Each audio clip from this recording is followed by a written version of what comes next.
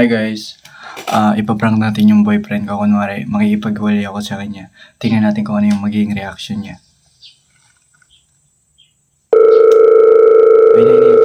Tumatawag na siya. Hello? Hello, Bobby. Good morning. Sorry, ngayon ko lang nasagot yung tawag mo. Ganun ba bro? Ha? Anong bro? Bobby, galit ka ba? Sorry. Sorry Bobby, sorry. Bobby, may problema po ba? Okay ka lang? Oo, okay lang ako. Bobby, Yes, Bobby. May sasabihin ka po ba? I have something to tell you. Ano po yun? Huwag ka sana magagalit ha. Bakit naman po ako magagalit? May nagawa ka po ba? Bobby, I wanna break up with you. Ano? Anong ibig mo sabihin, Bobby? Bakit ka makipaghiwalay? May nagawa po ba ako? Wala kang nagawa. Kung wala akong nagawa, bakit ka makikipaghiwalay? Kasi pagod na ako.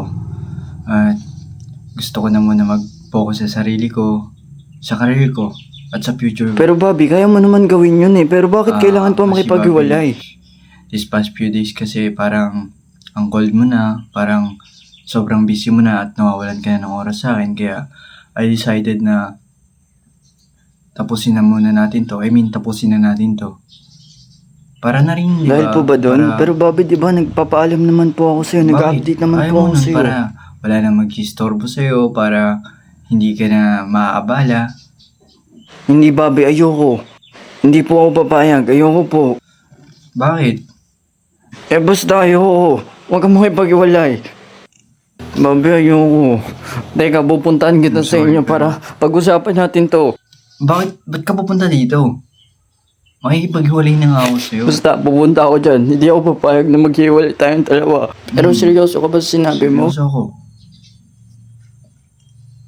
Bobby, ayoko. Huwag naman natin tapusin to. Huwag mo naman ako iwan. Uy, Bobby. Bobby. Bobby, pupunta na ako. Pupuntahan kita. Uy, Bobby, ba't hindi ka Ano nagsasalita? ba yun? Bobby, sorry. Kung ano man po'y nagawa ko, patawarin mo daw ako. Bobby, may gusto ulit ako sabihin sa'yo. Ano po yun? It's a prank. Ebol ka talaga, nakakainis ka. Mamaya ka sa akin Ako. pag nagkita tayo. Sorry. Guys, successful. Na-prank ko din kayo kasi wala akong jowa.